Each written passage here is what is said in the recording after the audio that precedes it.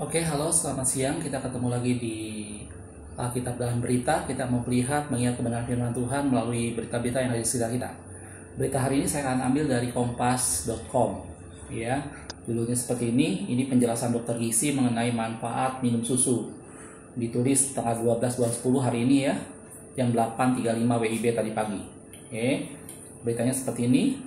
Gaya hidup sehat sudah selayaknya diterapkan oleh semua orang, termasuk generasi muda. Hal ini penting untuk menjaga tubuh agar tetap sehat dan terhindar dari penyakit. Selain aktif berolahraga, menjaga asupan gizi seimbang juga menjadi fondasi penting untuk mewujudkan gaya hidup sehat.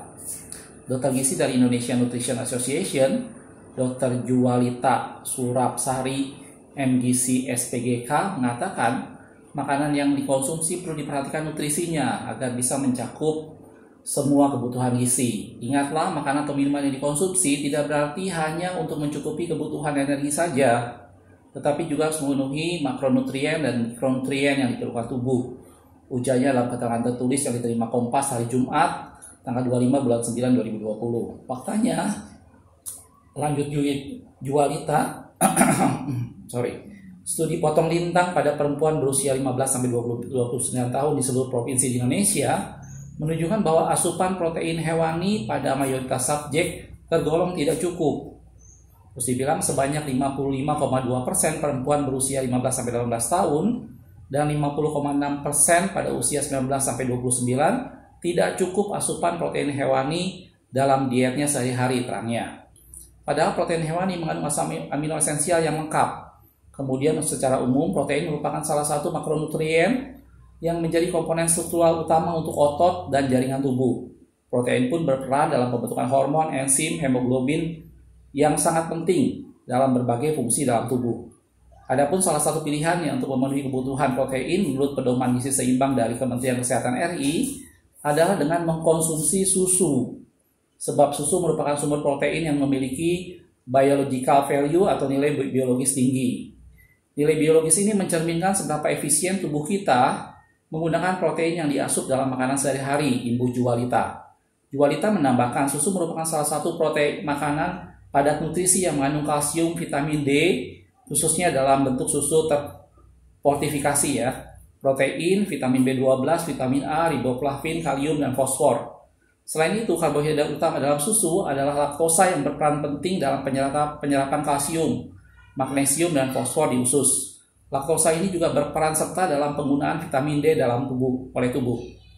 Protein yang ada di dalam susu sapi merupakan protein berkualitas tinggi yang mengandung 9 asam amino esensial, termasuk lisin, ujar Juwalita. Protein utama pada susu sebagian besar adalah kasein dengan kandungan 80%, sementara 20% sisanya merupakan whey. Terus dia bilang penanganan low fat atau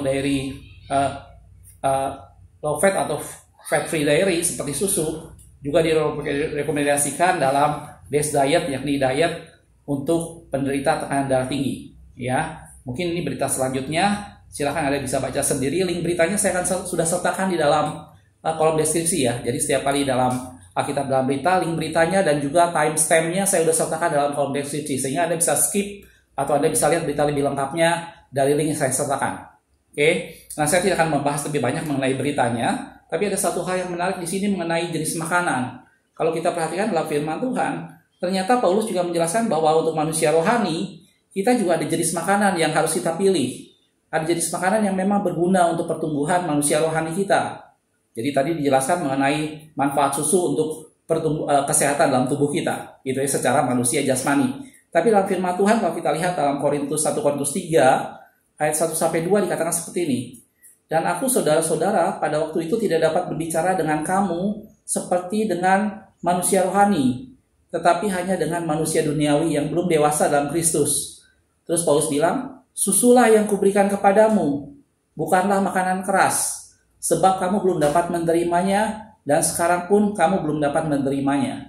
Di sini Paulus menggambarkan bahwa manusia rohani kita, makanannya ada dua macam, yaitu makanan keras dan bukan makanan keras. Dan yang bukan makanan keras di sana Paulus gambarkan seperti susu, sesuatu yang dengan mudah dikonsumsi, sesuatu yang dengan mudah langsung diserap oleh tubuh, seperti yang tadi digambarkan dalam artikel yang kita baca. Tapi dalam penjelasan Paulus di sana maksudnya adalah suatu kebenaran firman Tuhan yang dengan sangat praktis, dengan sangat mudah kita terima. Itu digambarkan seperti susu. Itu digambarkan seperti sesuatu hal yang menggambarkan orang yang belum dewasa secara rohani. Jadi orang yang belum dewasa secara rohani, dia perlu makanan yang dibilang dalam firman Tuhan tadi, susu. Suatu pemberitaan firman Tuhan, suatu konsep firman Tuhan yang dengan mudah tanpa dia cerna lagi, dia bisa terima langsung. Itu adalah susu dalam firman Tuhan. Dan Paulus gambarkan bahwa kalau manusia rohani, kita harus bisa menerima yang disebut dengan makanan keras. Makanan keras adalah sesuatu bentuk makanan yang hanya bisa diserap apabila kita mencernanya terlebih dahulu. Apabila ada bagian-bagian tubuh kita yang tentunya secara rohani bisa mencernanya, sehingga makanan itu baru bermanfaat.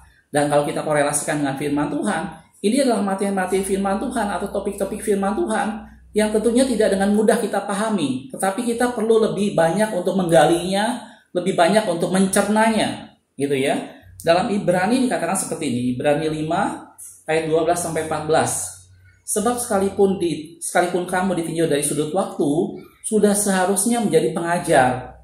Kamu masih perlu lagi diajarkan asas-asas pokok dari penyataan Allah.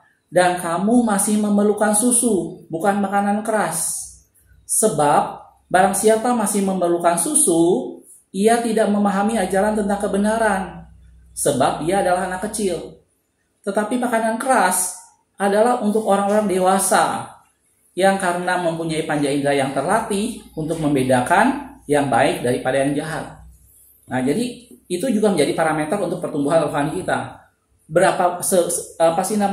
Kualitas makanan rohani apa yang kita butuhkan setiap hari? Apakah makanan rohani yang sifatnya seperti susu yang dengan mudah kita bisa terima tanpa kita mencernanya, atau kita menjadi manusia rohani yang dewasa di mana kita mau menikmati makanan keras, di mana makanan keras itu harus kita cerna, harus kita olah, dan panca indera kita semua terlatih untuk mencernanya.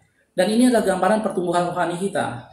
Jadi pertumbuhan rohani salah satu tandanya adalah seberapa besar kita mampu mengolah makanan keras yang disajikan pada kita. Seberapa besar kita mau bisa mengolah firman Tuhan yang kita terima, yang mungkin tidak dengan mudah kita bisa pahami. Tapi itulah makanan keras. Jadi mari saudaraku, mudah-mudahan dari yang sederhana, video yang sederhana ini saya ingin kita sama-sama meningkat. Mari jangan cuma hanya sekedar mengkonsumsi susu. Memang susu baik, tadi seperti artikel tadi dijelaskan. Susu baik, tetapi itu tidak melatih panca indera kita untuk mengolahnya.